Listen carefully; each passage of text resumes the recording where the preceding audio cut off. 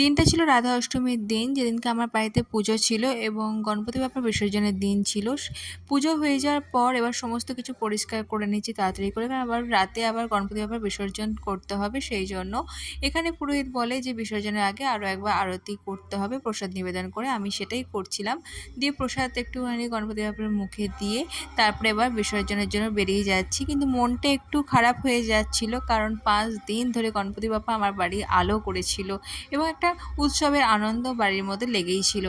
তো আজ সেটা কোথাও যেন একটু কম মনে হচ্ছে, তার জন্য মনটাও একটুখানি ভারী হয়ে যাচ্ছিল।